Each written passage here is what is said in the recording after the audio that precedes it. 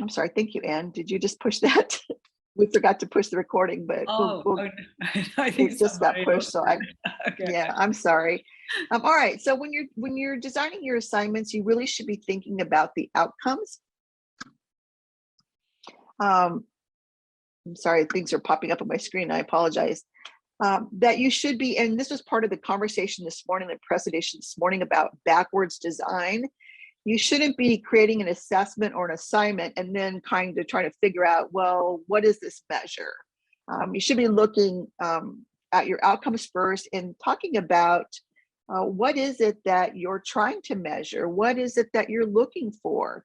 And deciding, is your outcome a process-based outcome or a product-based outcome? And then what evidence will you take or will you accept as demonstrating that the student has actually learned or achieved that outcome? Any questions? Feel free to raise your hands. Anne, are you monitoring the chat a little bit? Okay. All right. So if you're looking at a process-based outcome, so this is an outcome where you're actually measuring growth. So you would probably have multiple assessments over the course. There would maybe be low stakes or medium stakes.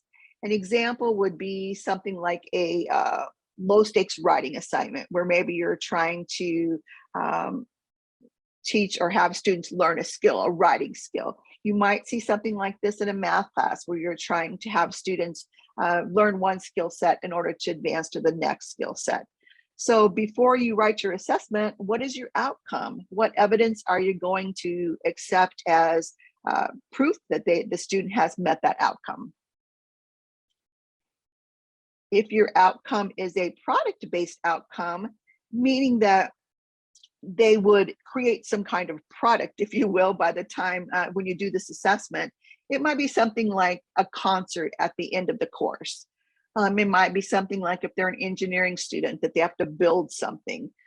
So in this case, you probably would have one measure. You could have multiple measures, but you wouldn't have the low stakes frequent measures as you would with the process-based outcome. And in this case, they would probably be higher stakes assignments, like, might be like a 100-point assignment in a class. And you're measuring quality, not just growth, but the quality. Did they learn that skill set? Can they create whatever it is? And so you're measuring how well did the student create that product? And then these things, the product-based or the process-based outcomes, drive what kind of assessment that you're going to create, or what kind of assignment. All right, so my next question for you is, do you add your outcomes on your assignments? So let's take a minute and have you answer that question. So yes, you do. This is for students to see. The second option is, I do it, but only on my copy. No, I don't. I do it on some, or I never even thought about doing it.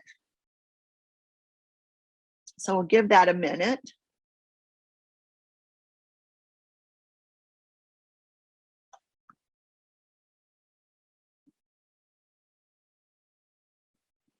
So some people do on some. A few people. Let's give it a couple more minutes, see if we can get some more pop in. So for those of you who are saying some, maybe you can kind of raise your hand and tell us which ones you do put it on. Like what makes you decide to put it on one and not others? So Mr. A, I'm gonna call you Mr. A, that's okay. Yes, because of the discipline I teach, you have to, kind of follow that outline. And some things do apply, some of things just don't make any sense applying them. So it depends on the assignment. We do collect that data from specific assignments as well as some other ones that are not necessary. Okay. So, there's a couple of schools of thought. One of them is that should you be having assessments if they don't measure an outcome? And I think that's what you're saying, that maybe some of your assignments don't necessarily measure an outcome, but they're still maybe required assignments for your course. So I could see in that case why you probably wouldn't put your outcomes on there. For all the other assignments, in most cases, your assessments or your assignments should be measuring some kind of outcome, some kind of course outcome, unless of course you have like licensing requirements or things like that, where you just have to do some other things. Excuse me. So it's always a good idea to share your outcomes with the students. They should know what the outcomes are for that particular assignment, what you're measuring. You should have a conversation with them about it. It shouldn't be a secret. Excuse me. It shouldn't be a secret for students. They should know as they're taking whatever assessment it is or completing that assignment, what they're being assessed on. And so it's a good idea to put that on there. And it's also good to sit down with your instructors or your faculty and have that discussion. And we did this in our department. We laid all the teachers brought their assignments and we put them out on a table and we took our outcomes and we said, okay, let's figure out which outcomes go on these assignments and see actually what we're doing. Let's look at what we're actually doing. Okay. So the next thing, a good way to start figuring out where you're at and what you can do is to match your assignments with your outcomes, which is what I was just telling you what we did. So what I want you to do is think of any course or open one of your current courses. I'm going to put a spreadsheet in the chat, and I'm also going to show you an image of it in a minute. And we're going to have you just do like a 5-minute activity. This is a quick little activity, and then Anne's going to show you a different way of doing it, where you can actually sit down and easily, we hope, match your assignments with the outcomes that you have. So I'm going to add this. I'm going to move this over a little bit. I'm going to add a file into the chat. Let's see.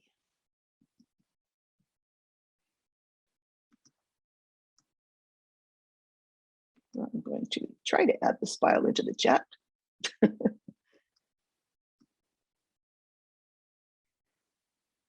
doesn't seem to want to go.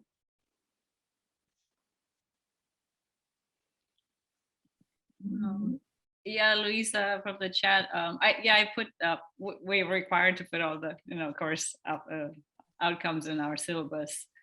But I think beyond that, I think it's good to like attach them to assignments. So like when I'm giving a test, for example, in each like question direction, I can put this is what this question is assessing. So it's sort of clear for students how it's sort of connected to what they're learning in the class. Well, it won't let me add it for some reason, so I'm not sure exactly what's going on. It won't let me add the file to the chat. I'm just going to move on so we can keep moving forward because we only have a limited amount of time here. All right, so I'll show you what this form looks like that we were going to. Let's see. Here it is. So this is a simple spreadsheet form. So what you would do in this case is you could list all your assignments in the left-hand column, and I'll show you an example of one that's done. So you list all your assignments in the left-hand column, and then you would have all your outcomes across the top, and then you would hopefully look at your assignment, and then you could check off which outcome that particular assignment is measuring. And the importance of that is that you're actually able to easily look at, okay, for in this case, for slow number 1, how often am I assessing it?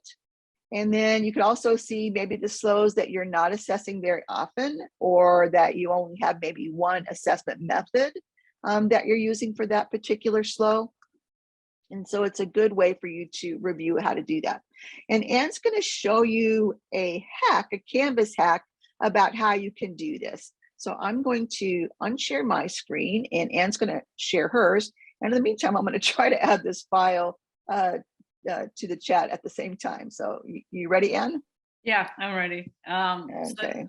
So yeah, you can basically make that spreadsheet by hand, right? You can type in all your assignments in your class and the SLOs at the top and do the crosses. It's kind of, I think it's a great thing to do before the class starts to kind of to have an idea. So like what SLOs, what outcomes are each of my assessments, testing, and whether you have like some SLOs that are assessed lots of times and some SLOs that are only assessed once or none.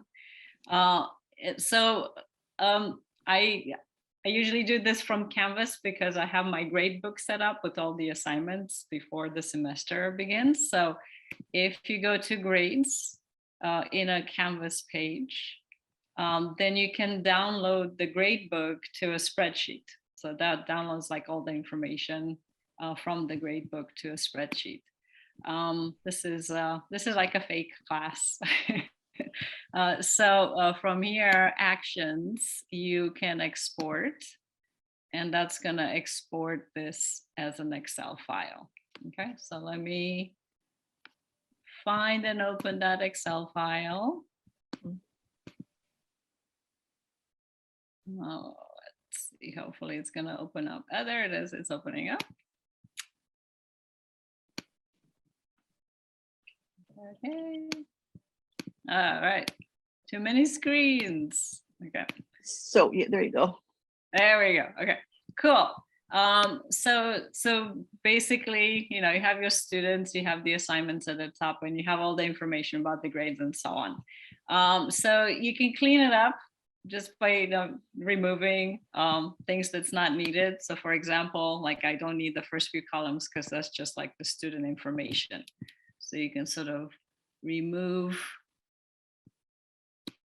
like the first few columns here and cut them out. All right, and delete them. Okay, and then remove like all the data, so you can sort of select and cut out all the data from here. I'm gonna delete all these rows. Okay, and then basically you're left with just the headings, like the assignments. All right, so to invert them, right, you can sort of invert from sort of a row to a column.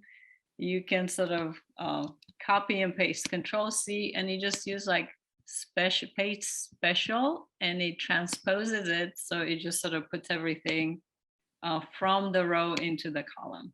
Okay, so that's kind of organizes this over here. All right. And now you have all your assignments.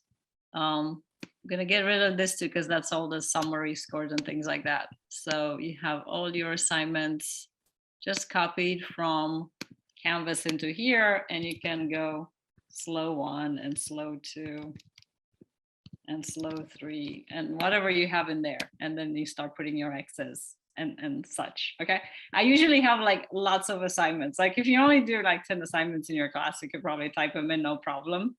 But I usually have like lots and lots of assignments in my class, so it helps me just do the spreadsheet thing. All right, that's the hack, just for downloading the gradebook from Canvas to do that spreadsheet.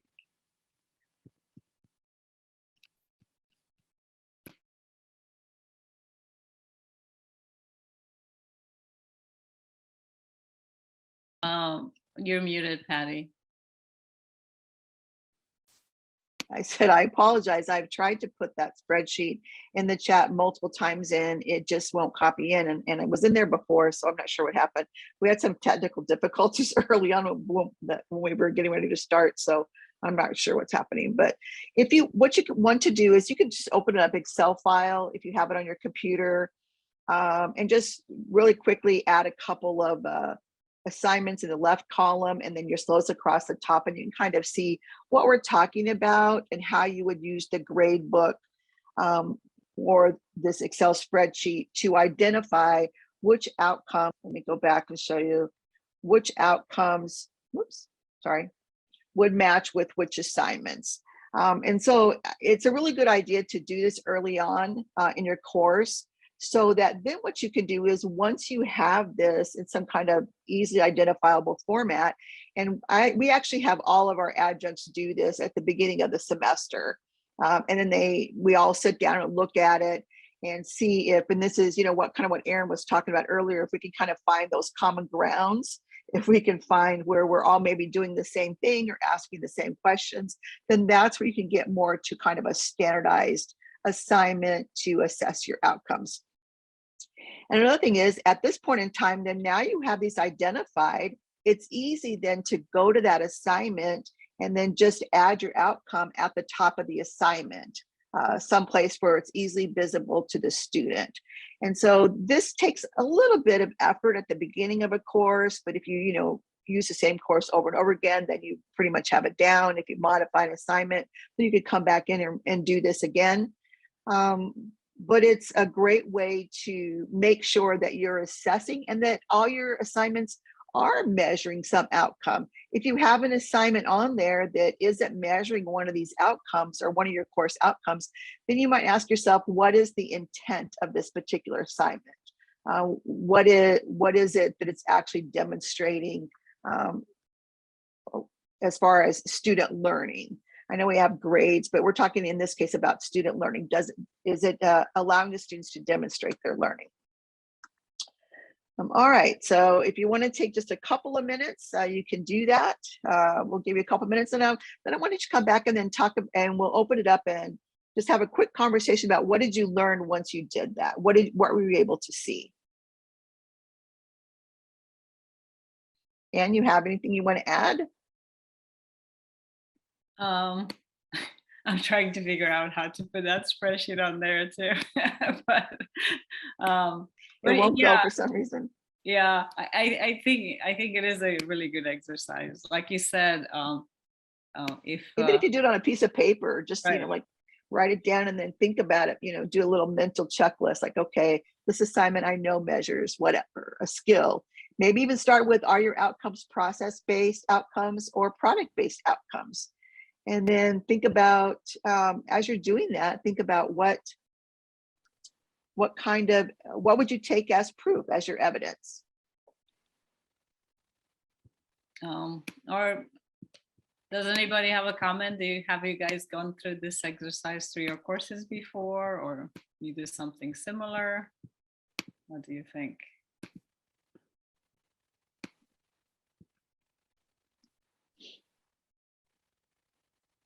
Erin, how did you guys determine which outcomes went with which assignments? Did you guys have some collaborative process? What did you do? So some of the things that we ended up doing actually was we've come to this logic with our faculty to create something called a shared course. At the college I work at, we have we're in a multi-college district, and we have a lot of part-time faculty, a lot that come with industry experience, but maybe not as much teaching experience. So how do we help them transition in our career education programs? So one of the things we did is we get all the full-time faculty and part-time faculty together, and we create something called a shared course. It's a course built on the framework of quality, and you have all the academic freedom you want. But as we go through that process for creating the multiple different assignment types, this different approaches to teaching, we have a collaborative activity with the SLOs where we look at the objectives, the outcomes, and what we're based on the student learning outcomes, what assessments will we be utilizing, and then how do we align those to those outcomes? And we do similar to what you have with your matrix, your prioritization, I call them was matrix or crosswalk. Right. Where it's spaghetti against the wall. There's no good ideas, bad ideas, they're just ideas. And we do keep that together, because a lot of the times we think like, oh my gosh, this 100-page essay would be a great idea for business law. And then we come to realize maybe not, right? And so it may be a case study analysis instead. So with that, we always keep a lot of information and continually review that. But that's a process by which we use, where we bring our faculty together. And then when we have a new faculty onboarded, like a part-time faculty, we can give them that shell we've created as a basis to build their course on and show them, here's how we're doing that. And for me, when we redid outcomes, it was on the basis of what you've been speaking about today, because we had faculty, like when we shared outcomes, they're like, we don't believe in this. This is just check the box. And so we're like, okay, well, how do we change that mantra? How do we make it meaningful? And that's the approach of what you said, where you get everybody together. How do we truly assess learning and have real conversations and come to that agreement? So I think the matrix tool that you've put together is fantastic. We use something similar in Excel. So you're on the right track. I mean, you can do it in Excel, easily. You can do the hack that Ann showed you if you have a lot of assignments, like if you're a class like Ann teaches math, you have several assignments where you can kind of flip it, and then they save all that time of writing it. And you can use it from course to course. So think about, as you're doing whatever, thank you, Erin, I appreciate it.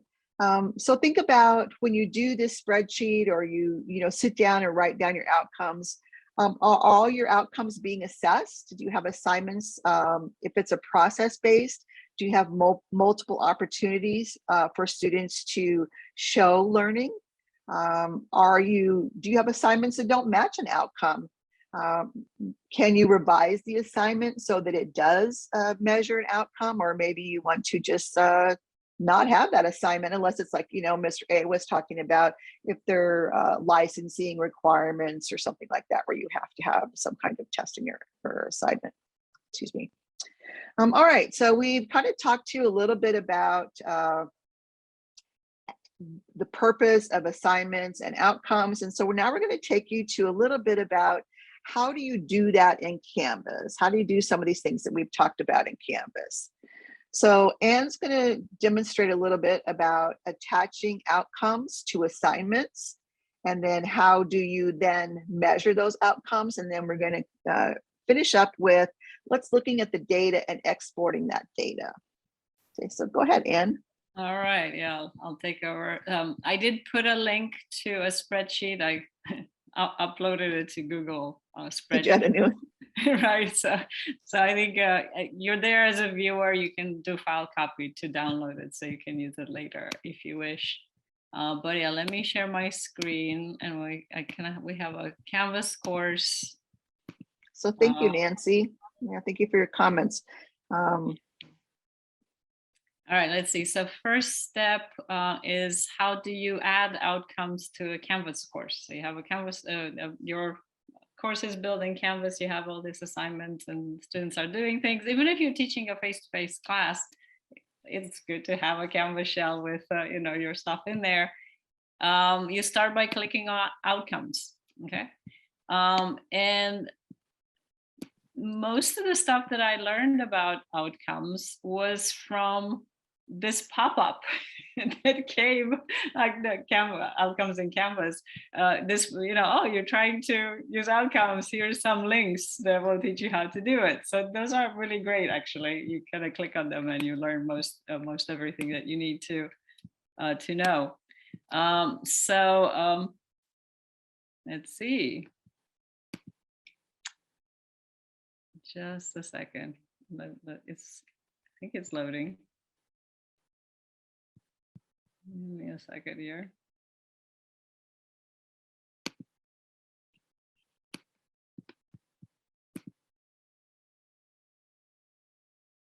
Okay, there we go. Okay. If you have a Canvas course handy, right, you can sort of look at it and follow along. Right now we have a couple of outcomes folders in there. When you start, it should be blank. You can add individual outcomes, or you can add groups. Like if you're just doing outcomes from a course, then it just kind of makes sense to just add individual outcomes. But if maybe you do have a master course that sort of for the department and it has several courses in it, then you can do folders, okay?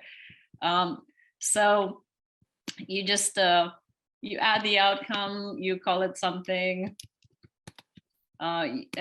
Typically people take this from their syllabus. So I might add a SLO from my statistics class, data analysis, SLO. And then you have your outcome description. Students will be able to, whatever it is. And then there's a rubric. Now you can sort of have different points.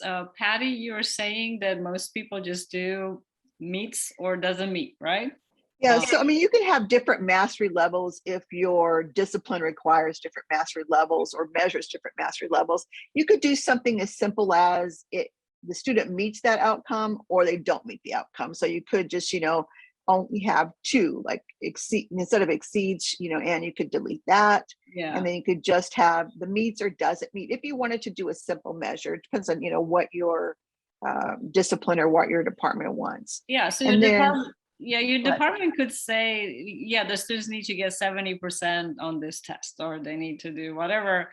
That's, meets or doesn't. In Canvas, you could just have, yeah, the student did that. So yes, they met the outcome. So it kind of makes it a bit easier So I'll delete that. I can put 1 point, and not exceeds. I'm going to delete this one. So I'm going to put 1 point for meet expectation and 0 for doesn't meet expectation. And you make the mastery at 1. Okay, so if they achieved 1, then Canvas knows that they met the outcome on that SLO. Okay. You need to change the calculation method to highest level. Yeah. So this is more, we're just showing you some of the simplest ways of doing it. Yeah, the calculation method is like how the Canvas calculate whether the outcome was met or not. So if you're attaching the SLO to more than one assignment or several tries and things like that, it could do several things. It could take an average. It could take the highest score. It could take the most recent score. I think the simplest one is to take the highest score. But you can sort of, again, you can decide yourself or within your department how that's calculated, okay? And then once you add it, you save it, and it's in your outcomes folder, okay? So you can do the same. You can see in my Math 119, I have 3 SLOs that I wrote ahead of time. I have like different mastery on there. And then Patty put the history SLOs, her subject is history, which are all like 1s and 0s. So it's like different ways of setting it up, kind of based on what your needs or what your department decides. All right, any questions with adding an outcome?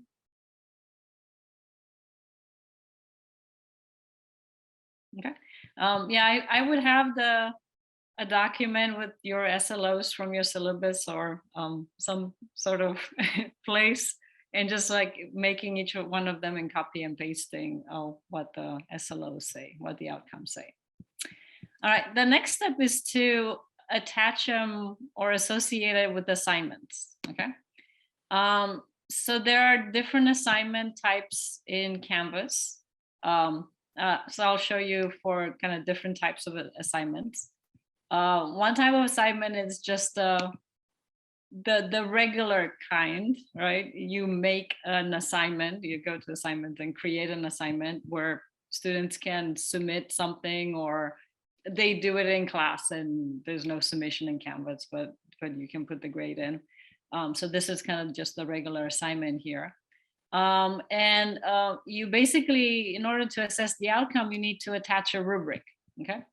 Now your assignment might already have a rubric, or it might not have a rubric. If you already have a rubric, you can attach the SLOs at the bottom, okay? So this one already has a rubric in it. I can edit, and at the bottom, it says find outcome.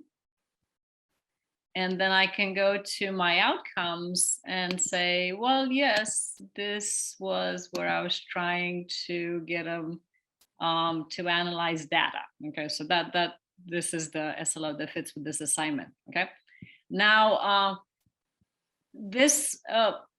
so you see the rubric here, you see the average. This thing is click, use this criterion for scoring. You want to click that off, because otherwise that's sort of used to grade your assignment.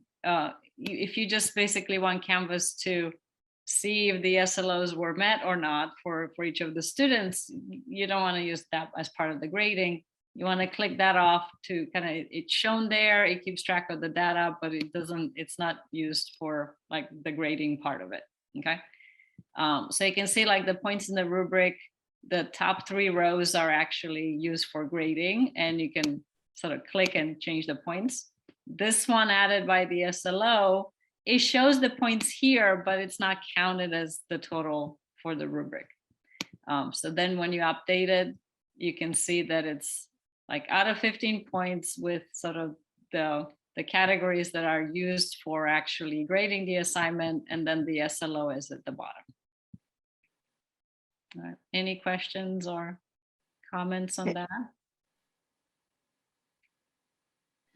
So there's a question in the chat that says, how do you encourage your faculty to enter this level of data on Canvas? So if you're talking about the outcomes, is that your question? If that's the case, it kind of goes back to what Aaron was saying and what Ann was saying. We created a master shell, and we put those outcomes in the master shell. And then it was easy for the instructors to just import those outcomes into their courses. So they didn't have to do all the typing that once they were actually in that master shell. And then it was just having conversations in department meetings and talking about it. And, you know, we actually kind of pitch it from, we have to measure outcomes. Why don't we make it, let's do it as simple as possible to export that data, rather than, you know, you're keeping some kind of log and then, you know, adding it all up. That if you do it in Canvas, then you can export the data pretty easily. So that's kind of how we encouraged or motivated our faculty to do it. It's saving them time. Let's look at, so let me look at an assignment, like if it doesn't start with the rubric. So let's say I have the sample project. Sorry, that's a lot of stuff in there. I'm gonna remove the rubric, pretend that it doesn't have a rubric there already. All right, so yeah, I have this assignment. And then it doesn't have a rubric, but you want to attach SLOs to it. Then you add the plus rubric at the bottom. You find outcome. You choose the outcome from the space that's already there. I'm going to unclick, so it's not used for scoring. Import it. And then it puts that in the row right here. Okay. And then, so when you create a rubric, it kind of gives you this sort of row at the top to get you started. I'm going to remove that just to have the SLO. And you can attach more than one SLO. This is like a project. So it could have more than one SLO that it's assessing. So it could be assessing SLO1 and SLO2. So I might go there. Okay, I'm going to attach SLO1 and 2 there. Because it's assessing both of them. Okay. So we have a couple of questions in the chat. And Ed has asked, do students ever challenge your rubrics? Have you ever? I've never had a student challenge my rubric. I think the reason why is because early on in the class, we really sit down. I mean, I make a point to show the outcomes to the students and to have conversations about what those measures are and what my expectations are. So no, I've never had a student challenge it. And then, you know, if a student feels like they're almost there, I think important is to also explain to students that measuring the outcome is not a determinant of your grade. So I think that once you can explain that there's a separation, outcome is measuring your learning. It's not giving you a grade for that particular assignment. And so having conversations early on I've never had a problem. I think the problem comes, sometimes, I'm sorry, Ann, I think the problem comes sometimes is, as an instructor, what does almost there mean? And that's what you have to figure out before you actually, you know, as you're creating these rubrics and your assignments, coming with some standard determination of what those different areas mean. What does almost there mean? And we just created some like really simple outcomes here for you. Yeah, I mean, there's no descriptors there. Basically, I created the categories without actually typing in what accomplished means. So yeah, you would put the descriptors there. If I wasn't lazy, I would actually, you know, type in what accomplished was. Yeah, so you might say, you know, accomplished might be, you know, was able to complete 4 of the 5 steps in this project or something like that. And then the other question we had real quick was, does Canvas automatically grade? No, it doesn't. You still have to, you can use Speed Grader, and then you can just grade on the rubric. You can do the different blocks on the rubric, and we'll show you that too in a minute. So no, it doesn't automatically grade. It's up to the instructor. I don't think there's any submission on this particular assignment. Let me, oh, come on. Yeah, I don't think. But you could still say view the rubric. You could still. Oh yeah, that's right. That's right. So yeah, you set the rubric. Yeah, it doesn't automatically do the grading for you. That would be great. I'm gonna read your I'm gonna read your project now and grade it for you. That would be really cool. Select on view the rubric so it can show you. Yeah, if you would. So when you do the Speed Grader to grade with the rubric, like I would like this was a project, I would grade it like I would grade my project, put the grade in.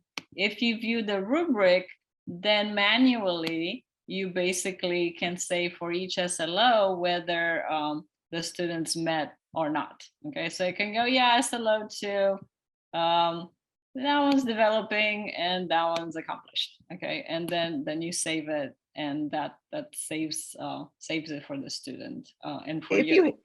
If you had other grading criteria in there and the student had submitted, then you would do the grading criteria along with the outcomes criteria, but only the scores for the grading would show.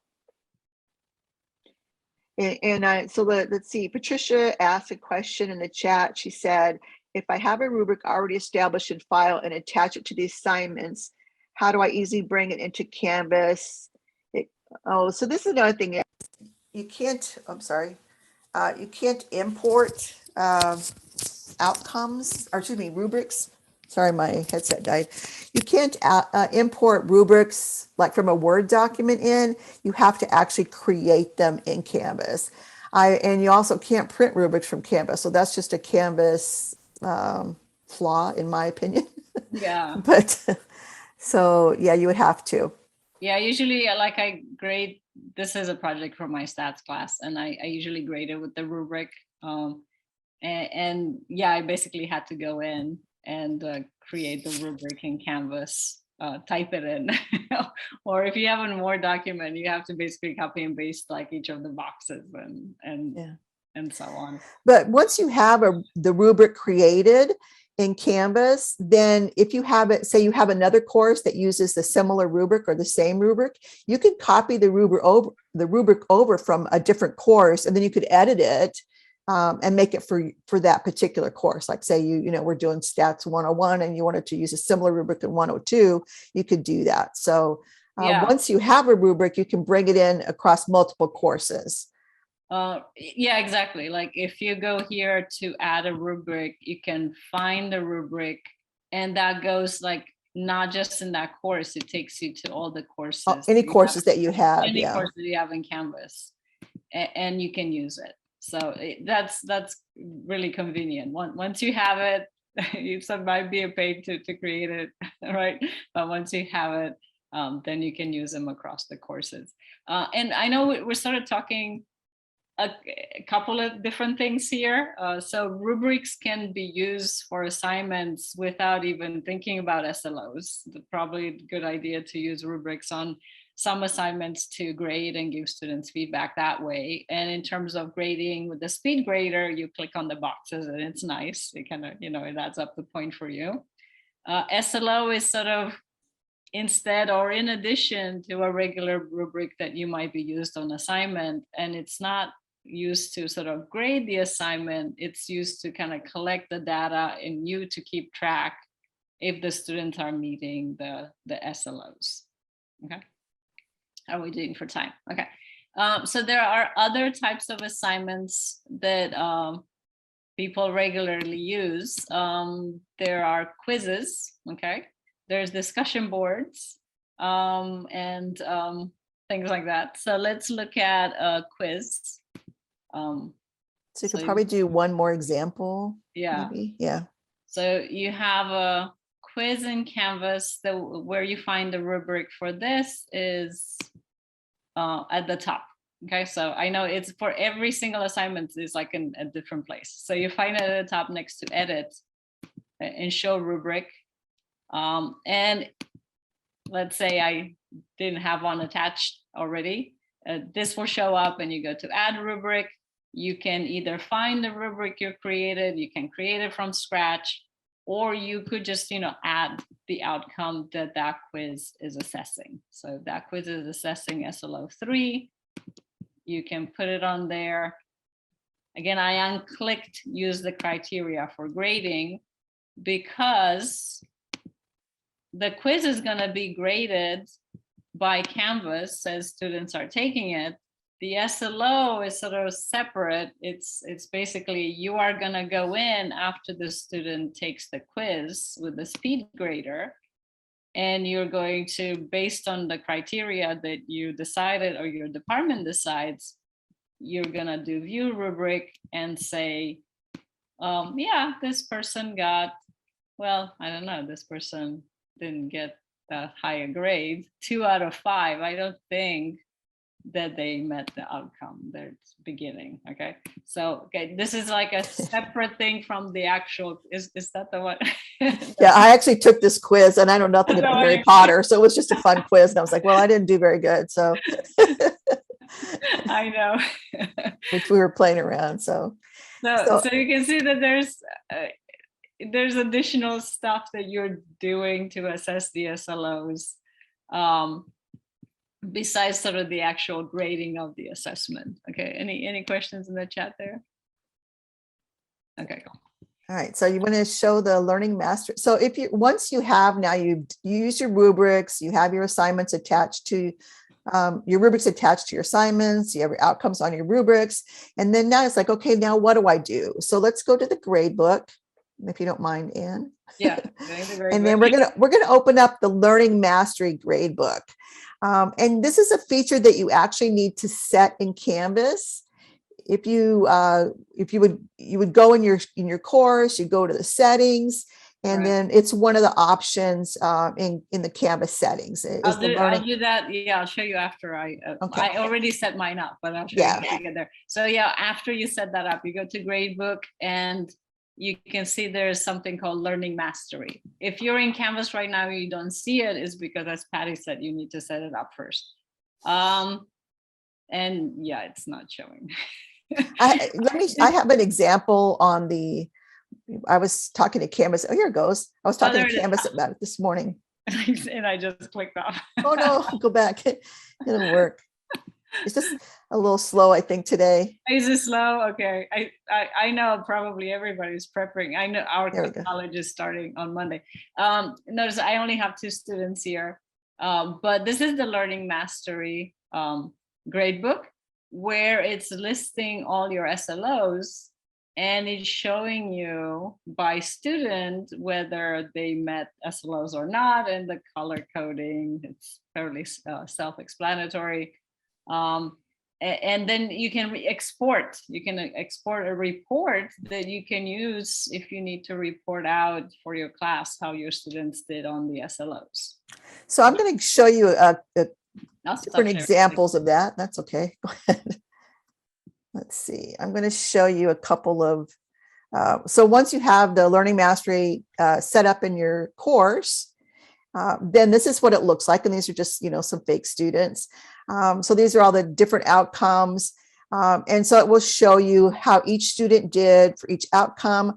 But what it also does is if you click on the outcome, so this is just, again, if you actually select the outcome, you'll get a little pop-up box. And it'll give you your percentages right there, right away. So see, in this particular outcome, this was SLO number 3 for this course, 86% of the students met this expectation and 14% didn't. So it's a great way to get a visual. You can, I just took a screenshot of this. You could take a screenshot, you could put it in your program review, you could send it to your chair, whatever you needed to do. You could do that. If you wanted to have, go back, I just blocked out the students' names. The students' names would be here. You could see maybe which students are not achieving well. And then this would show you, like in this particular case, this student is not doing well on several of the outcomes. I could reach out to that student. I could have a conversation with that student. I might do, some additional assignments with that student to help them meet that skill set or that learning outcome that they needed to do. So great visuals in here. I really like this one because you can just click on each outcome and take a screenshot, and you have right there to put in your program review or send to your chair, whoever you want.